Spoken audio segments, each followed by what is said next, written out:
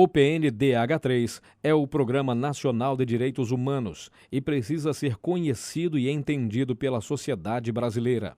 Trata-se de uma ameaça às liberdades e direitos democráticos garantidos na Constituição Federal do Brasil. Meios de comunicação censurados. Aborto legalizado. Casamento homossexual aprovado. Proibição de exibir símbolos religiosos. Prostituição regulamentada. Maconha liberada. Aprovada a invasão de terras e propriedades urbanas e rurais.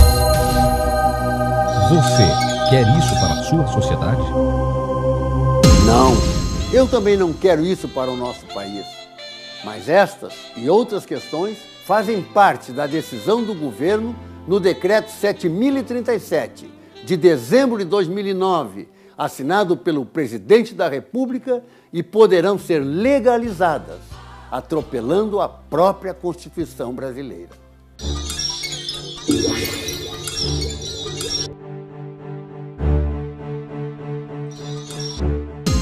Mas o que é o PNDH3?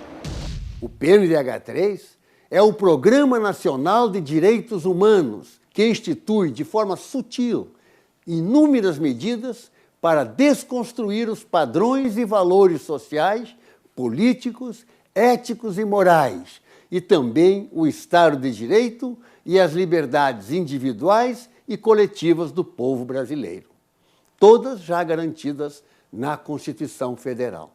O decreto é muito extenso, com várias páginas. A linguagem é jurídica e de difícil leitura, e foi assinado pelo Presidente da República no apagar das luzes de 2009.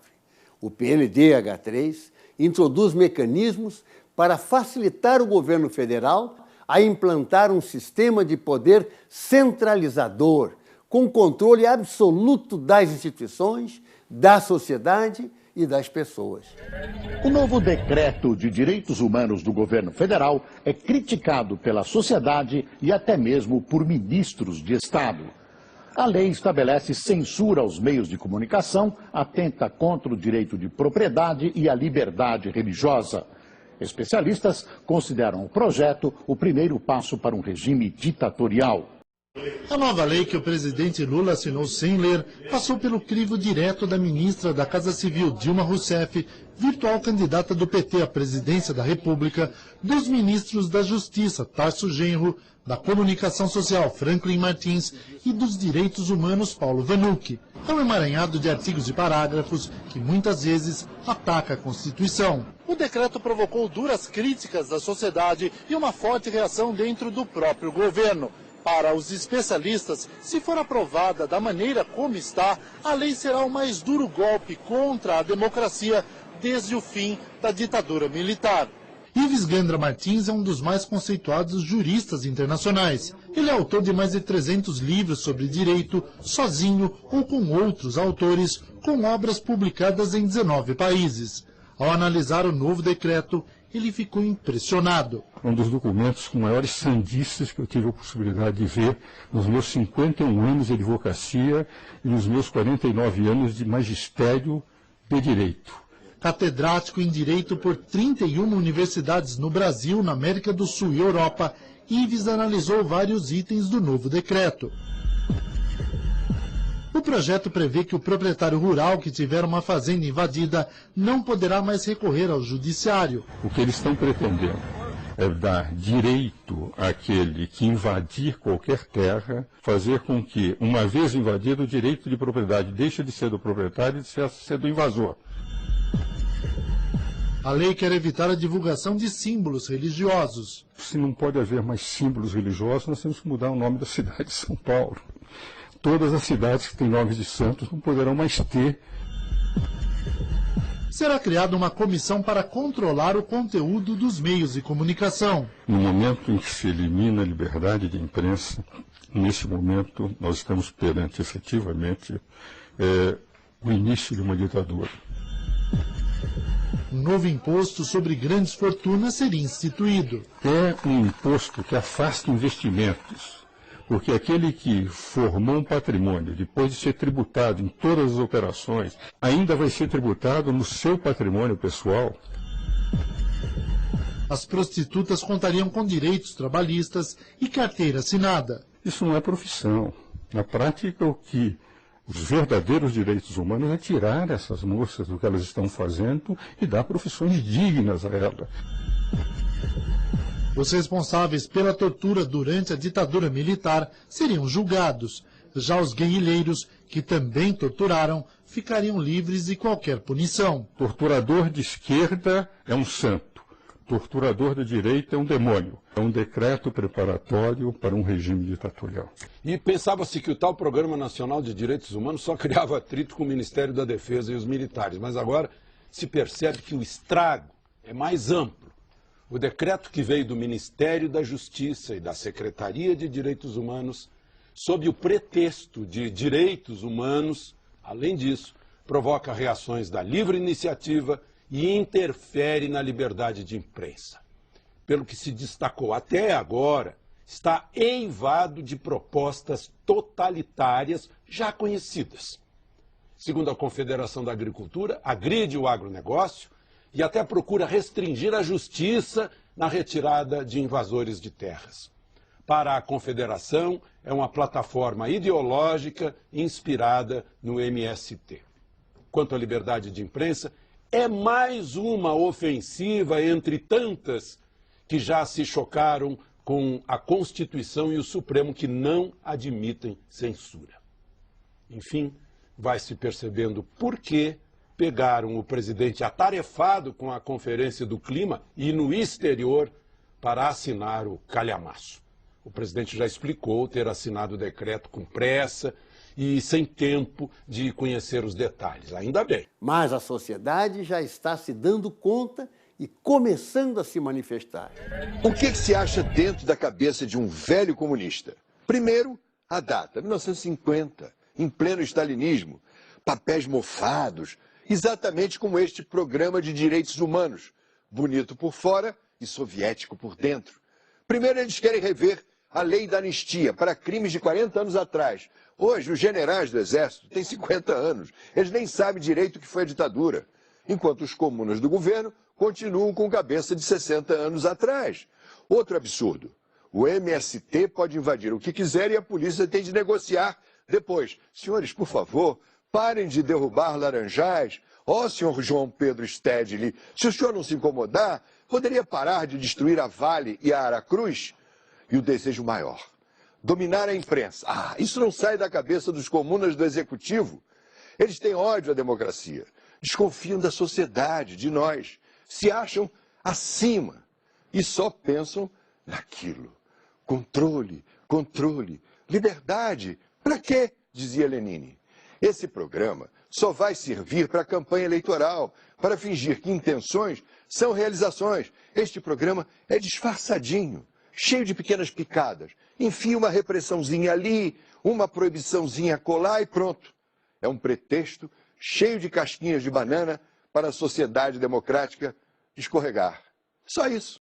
Como se não bastassem as agressões às liberdades democráticas embutidas no programa de direitos humanos, que provocaram indignação no país, vem agora uma nova escaramuça autoritária patrocinada pelo governo Lula.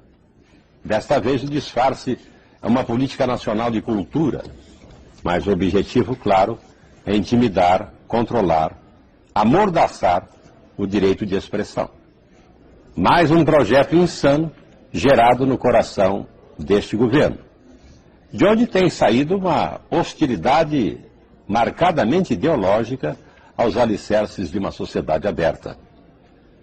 Desde o mais elementar sentido de propriedade, no campo ou na cidade, até a fundamental liberdade de expressão. As bizonhas atitudes do presidente Lula, ora dizendo que não leu o que assinou, ora desconversando e fazendo piadas com coisa séria, são atitudes que desrespeitam a sociedade. Um abuso flagrante de sua invejável popularidade. Presidente, não se brinca com a Constituição de um país. Esta É a opinião do Grupo Bandeirantes de Comunicação. A legalização do aborto significa que a interrupção da gravidez pela mulher não é mais crime. Isso o PNDH3 está permitindo que seja feito. Nós vamos chegar ao absurdo de que será crime você interromper a gravidez de um mico-leão dourado, por exemplo, e não será crime interromper a gravidez de um ser humano, que nós sabemos que a vida começa na concepção. E a partir da fecundação, qualquer interrupção será, sim, assassinato. E deve ser crime. Esta é a nossa luta. Não permitir que seja liberado o aborto no Brasil. Eu só queria dizer que a afirmação que eu vou fazer aqui é antropológica, sociológica e histórica. Foi a partir da Reforma Protestante de 1517 que se produziu ciência no mundo e tirou o mundo do obscurantismo. Se tem ciência hoje no mundo, agradeça a Reforma Protestante. Isso é histórico, isso é antropológico e sociológico. Eu ouvi o meu antecessor falar muito que o que ele está em discussão é a Constituição. E a Constituição é clara. Aqui não tem negócio. Mudem a Constituição, porque ela é clara. Artigo 226. A família é base da sociedade, tem especial atenção do Estado. Parágrafo 3º. Para efeitos de proteção do Estado, é reconhecida a união estável entre o homem e a mulher como entidade familiar, devendo a lei facilitar sua conversão em casamento. Isso aqui é Constituição. O resto é farofa, é conversa. É a Constituição. Agora, preste atenção à minha afirmação aqui. Preste atenção.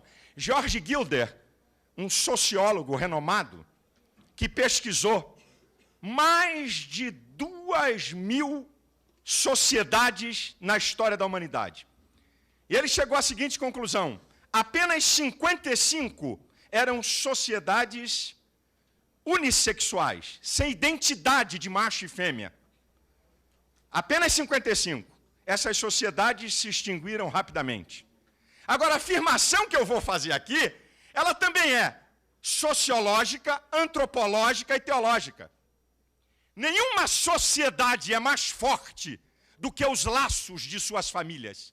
E a fortaleza das suas famílias estão baseadas nas relações heterossexuais. Toda a história da humanidade está sustentada nisso.